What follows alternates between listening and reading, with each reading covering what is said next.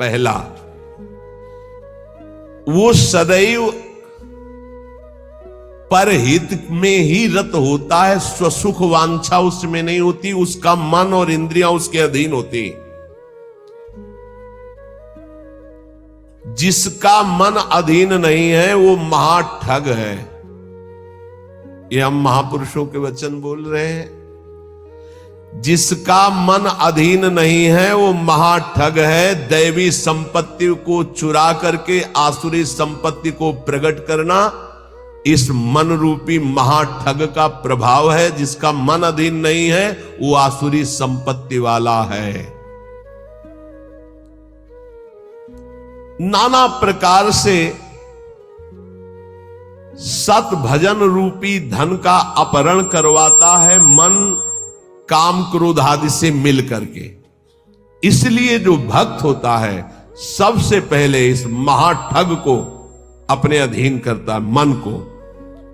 उसकी हर बात का अनादर करके सदगुरु की बात से इस मन को वश में किया जाता है, मन की बात का अनादर करके। और जो मन के अनुसार चलता है वो स्वयं महाठग अपने को ठगा करके ऐसे कार्य करता है जिससे पछताना पड़े। तो भक्त का पहला लक्षण है मन विजयी, स्वसुख वांछा का त्यागी, पहला लक्षण है इसमें जो वर्णन कर रहे हैं। दूसरा है भक्त मृत्यु विजयी होता है। मन विजयी, इंद्रिय विजयी, और दूसरा मृत्यु विजयी। वो हर समय सच्चिदानंद भगवान के चिंतन में इतना निमग्न रहता है कि उसके अंदर से मृत्यु का भय खत्म हो जाता है, मरने का भय खत्म हो जाता है। मन और इंद्रियां अधीन और मृत्यु के भय से मुक्त, भक्त का लक्षण। जिए काल बस ना परे, समुझ जियाए शरण ते डरत ना काल डर, शुद्ध भक्त का लक्षण। तीसरा, सदैव गुरुदेव और भगवान के अनुकूल ही कार्य करने वाला, जिससे गुरुदेव की आज्ञा पालन और भगवान की प्रसन्नता हो, उसके अलावा कोई भी अन्य कार्य उस भक्त के द्वारा नहीं हो सकते। अर्थात तस्मात् शास्त्रम प्रमाणम ते कार्याकार्यो व्यवस्थित हो। उसके आचरण साधुता के अनुकूल, गुरु के अनुकूल, शास्त्र के अनुकूल, भगवान के अनुकूल। श्री कृष्ण अनुकूलेन प्रतिकूलस्य वर्जनम, प्रतिकूलस्य वर्जन, प्रतिकूल को त्याग दिया, विसर्जनम पूर्ण रूप से त्याग दिया। पहला है मन और इंद्रियों को वश में करने वाला। अगर मन और इंद्रियों को वश में नहीं किया तो महाठग होगा, क्योंकि मन बहुत ठगी है। वो सारी देवी संपदा को चुराकर आसुरी संपदा प्रकाशित करता है, इसलिए उसका स्वभाव ठगी हो जाएगा। जो मन और इंद्रियों को वश में नहीं किया, ठगी का मतलब पाखंड, बाहर से बड़ा और अंदर से पोला, अंदर से वही काम क्रोध लोभ मोह मद की प्रवृत्तियां, वही धन, वही भोग वासनाएं। बाना कुछ और है और आचरण कुछ और है। दूसरा है मृत्यु पर विजय प्राप्त की, मृत्यु के भय का नाश हो गया, वही भक्त है। पहला लक्षण शरणागति में आता है निर्भय, मृत्यु का भी भय खत्म हो गया है। तो जो साधक है वो चल रहा है, लेकिन वो मृत्यु से थोड़ी डरता है, वो तो चल रहा है प्रभु की तरफ। और जो प्रभु का भक्त हो चुका है उसके अंदर मृत्यु का भय कैसे होगा। तीसरा, भूल न दे कुमारक पाऊं, गुरु और इष्ट के प्रतिकूल आचरण बन ही नहीं सकता भक्त के द्वारा। वो सदैव गुरुदेव की आज्ञा और इष्ट देव की प्रसन्नता पर ध्यान रखकर कार्य करता है। चौथा, सदैव देखता रहता है कि मेरे गुरुदेव, मेरे इष्ट देव मुझे देख रहे हैं। मैं जो भी आचरण कर रहा हूं मेरे गुरुदेव देख रहे हैं, मेरे इष्ट देव देख रहे हैं। एक शिष्य बनने के लिए दो लोग गए, गुरु ने दोनों को तरबूजे दिए, कहा एक तुम जाओ ऐसी जगह से अमनिया करो जहां कोई देख ना रहा हो, ऐसी जगह जाके काटो जहां कोई देख ना रहा हो। एक आए, थोड़ी देर में काट के बैठ गए। बोले उसको भी आ जाने दो। शाम तक घुमा, लौट के ऐसे ही पूरा रख दिया, जिससे अमनिया की हुई बैठे थे, उनसे पूछा कि तुम बहुत जल्दी आ गए मनिया करके, कहां?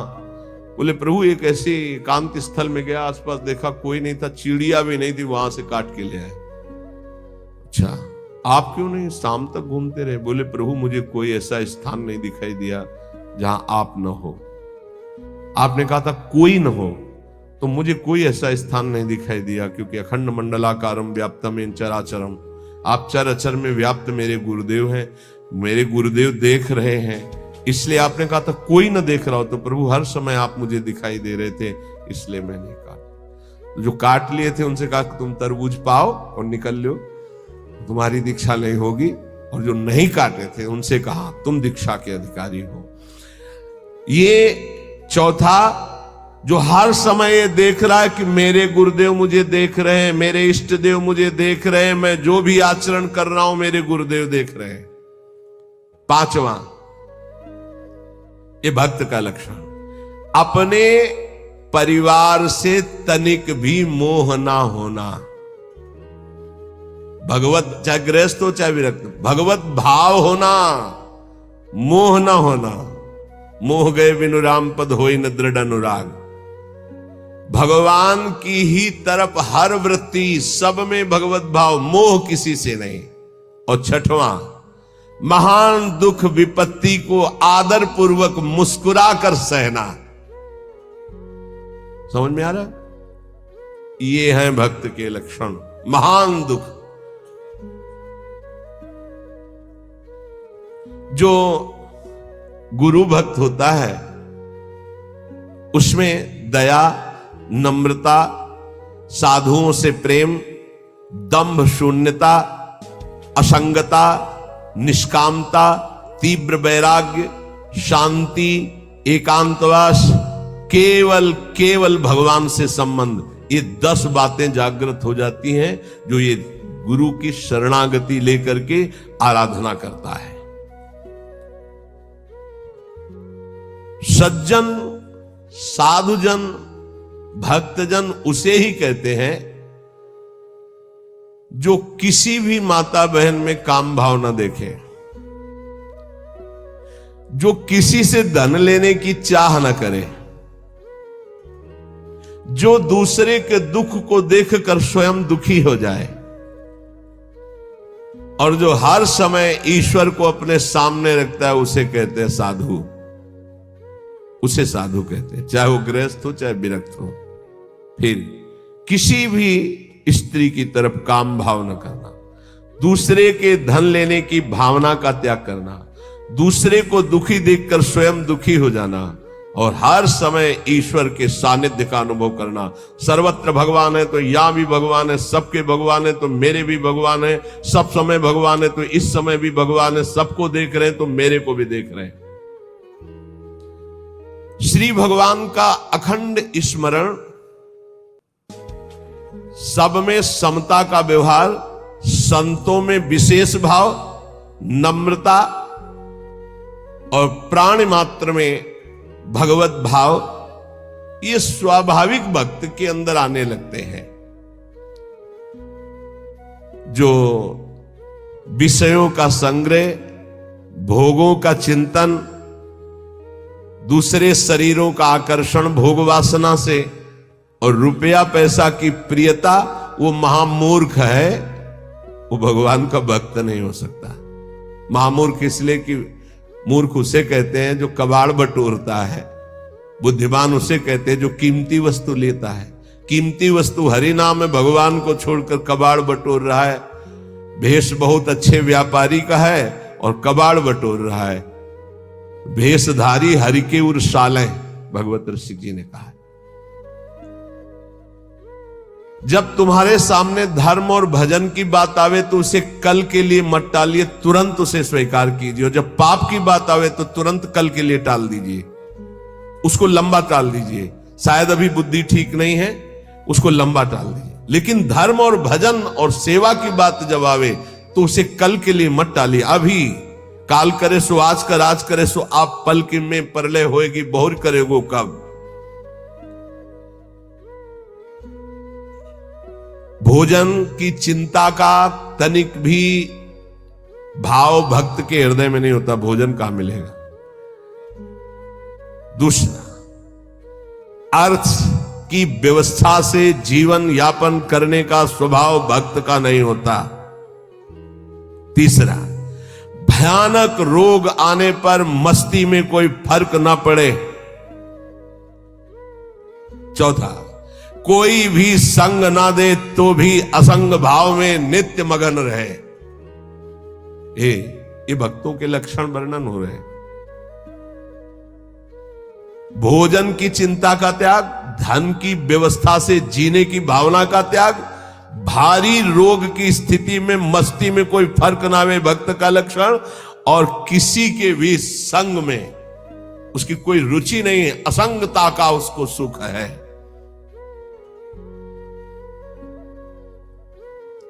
जब हम नए नए संत वेश में थे तो श्री स्वामी ओंकारानंद सरस्वती जी महाराज नजफगढ़, बहुत बड़े महापुरुष थे, उनके दर्शन करने गए तो उन्होंने कहा अच्छा बेटा संत बन गए हो। पहले से वो कृपा करके घर जाया करते थे, बहुत से संत भगवान जाते थे, तो बहुत अच्छा बहुत अच्छा। देखो बेटा संतों का जीवन, आज उसे लिखा पाया है, हाँ वहां तो उसने समझाया था तो समझ गए। जो संतों में लक्षण,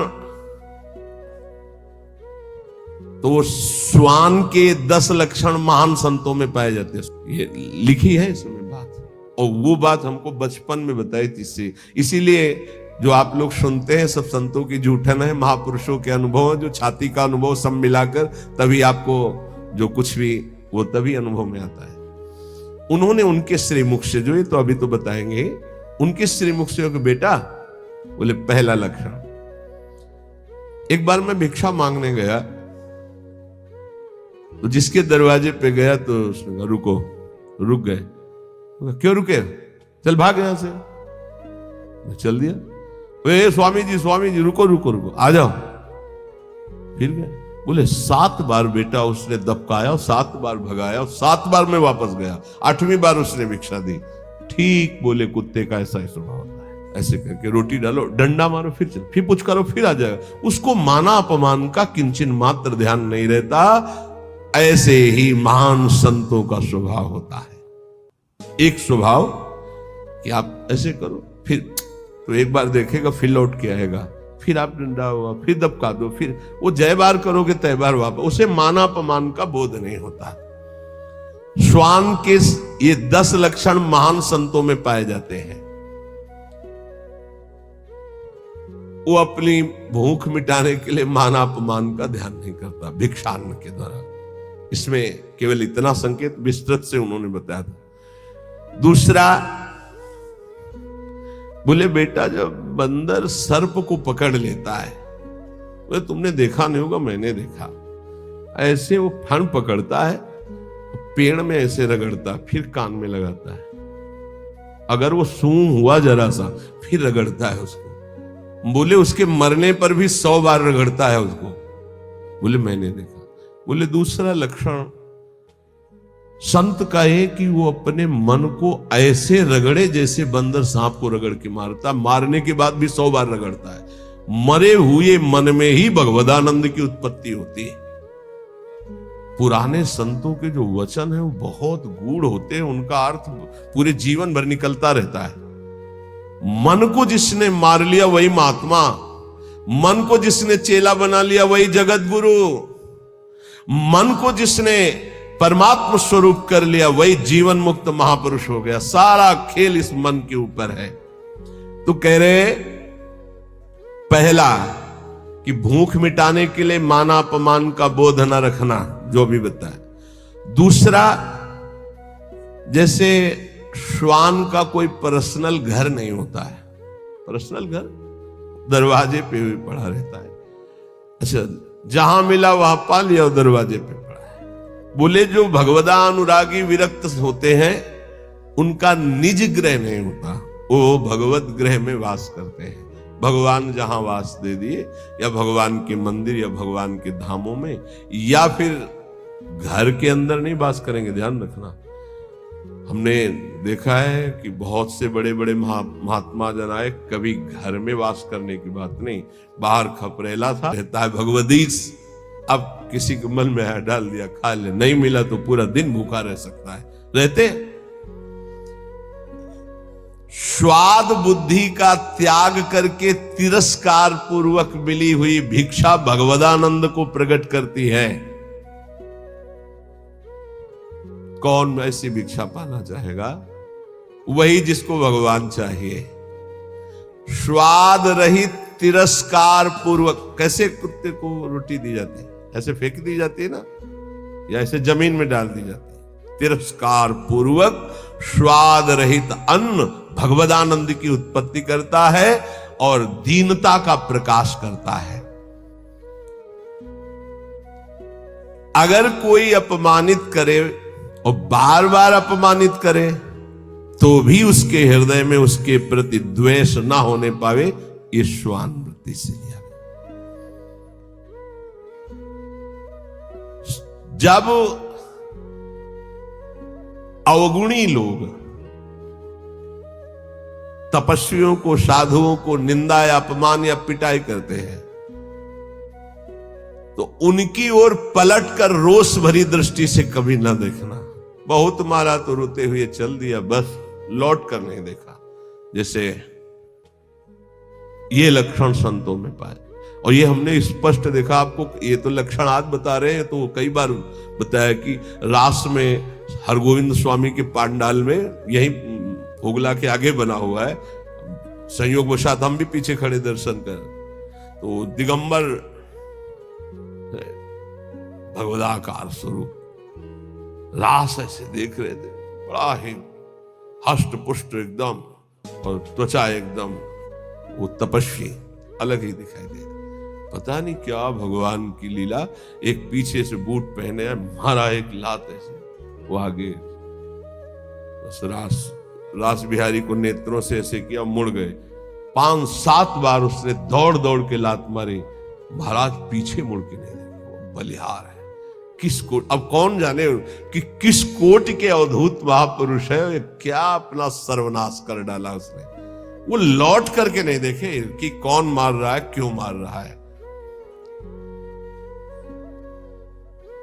और एक और खास वृत्ति श्वान में, वो ऐसे नहीं चलता, सदैव ऐसे चलता है। बोले जो भक्त होता है उसकी ग्रीवा झुकी होगी और नेत्र केवल उतने ही दर्शन करेंगे जितने में पैर पड़ना है। ऐसे नहीं चलता, ऐसे चलता है। ये सारे लक्षण उसमें आ जाते हैं। आदि श्री गुरुदेव शरण दृढ़ करि विश्वास संभारे, तापीछे प्रतीति नाम श्री धाम मनोहर धारे। सबसे पहले जो गुरुदेव की शरण होकर उनकी आज्ञा पर चल पड़ा, और विश्वास जो गुरुदेव ने नाम दिया, मंत्र दिया उस पर, तो गद गद बानी पुलक तन नैन नीर मन पीर, नाम रटत ऐसी दशा होत मिलत यदुबीर। जब गुरुदेव की कृपा से, जो गुरुदेव प्रदत्त नाम में बड़ी महिमा है, जो ही नाम जब गुरुदेव के अनुसार होता है, मनमानी नहीं, मनमानी आचरण नहीं, तो बोले गदगद कंठ हो जाता है, आवाज नहीं निकलती सही ढंग से, नेत्रों से अश्रु बहने लगते हैं। जब नाम रटते हुए ऐसी दशा हो तो जान लो प्रभु के मिलने का समय आ गया है। नवधा दशधा परारस रूपा भक्ति विचित्र, विविध भाव अनुराग सुख नामाधीन सुमित्र। गुरु जी ने जो नाम मंत्र दिया उसी से नवधा भक्ति पूर्ण हो जाएगी, दसधा प्रेम प्रकट हो जाएगी, परा सर्वत्र भगवत तत्व का बोध हो जाएगा, और रस रूपा प्रियालाल की लीला में प्रवेश हो जाएगा। उसी से सब हो जाएगा। तुम पकड़ो गुरु जी के प्रदत्त जो नाम है, मंत्र है। विविध भाव अनुराग सुख नामाधीन सुमित्र। ऐ सुंदर मित्र मेरी सलाह मान ले, गुरुदेव प्रदत्त नाम से नवधा दसधा परा रस रूपा भक्ति विचित्र और विविध भाव अनुराग सुख नामाधीन सुमित्र। जो गुरु प्रदत्त नाम है वो नवधा भक्ति पूर्ण कर देगा, वो तुम्हारे हृदय में दसधा प्रेम प्रकट कर देगा, परा तत्वबोध प्रकट कर देगा, रस रूपा लीला प्रवेश करा देगा, विविध भावों के द्वारा आराध्य देव की सेवा, ये सब नाम से प्राप्त हो जाता है। जौलो रग रग से नहीं सुधन नाम निज सार, निकषत परम प्रकाश में मधुर मोहब्बत यार। ए मित्र, जब तक तुम्हारे रोम रोम में नाम की धड़कन नहीं समा जाएगी तब तक ये मोहब्बत नहीं होगी प्रभु से, प्यार नहीं होगा प्रभु से। इसलिए रटिलो मन मन लीन सहित श्री नाम ही तोलो। सब कलम से एक भक्त ने प्रश्न किया कि दिन दूना रात चौगुना भक्ति बढ़े, ऐसा साधन बताइए। एक ही ऐसा साधन है, मन मन से, बस नाम मन मन से। अगर दिन दूना रात चौगुना भक्ति न बढ़े तो आप हमसे बताइएगा। ये सब बाहरी सेवाओं का, बाहरी कार्यों का फल है कि आपका अंदर का चिंतन तैल धारावत इष्ट देव में हो जाए। ये पूरे जीवन के लक्ष्य की बात कह रहा हूं। हमारी गुरुदेव भगवान के प्रदत्त यही बचपन से निष्ठा बन गई थी कि एक भी श्वास खाली नहीं जानी चाहिए। बस ये अहोभाग्य कि हमें गुरुदेव भगवान ने बचपन में ही ये सूत्र डाल दिया था, एक भी श्वास सुमिरन के बिना जाए तो धिक्कार तुम्हारे जीवन। तो ना माला में ना गणना में इस पे हमारी कभी रुचि नहीं रही, गायत्री जी के सिवा। गायत्री अनुष्ठान के लिए जो नियम दिया गया था उसमें गणना थी कि उसका पुरस्चरण पूरा करने के लिए इतने माला, इतने घंटे, वो छोड़कर इसके अलावा कभी गणना में नहीं बुद्धि रही, श्वास पे बुद्धि रही। बोले जब मन और मन दो मन है, एक है जो असत मार्ग में जाता है और एक है जो सत मार्ग में। वही मन जलता है कि मैंने ऐसा क्यों किया, और वही मन करवाता है। तो मन दोनों, हमारा जो असत मार्ग का मन, सत मार्ग का मन, जब दोनों एक होकर केवल मन नामाकार हो जाए, दो मन से सौदा होता है। कर लूं क्या यार, ये करना सही रहेगा कि नहीं रहेगा, नहीं सही रहेगा, नहीं यार कर लेते हैं। ऐसे प्रत्येक कर्म जो होते हैं संकल्प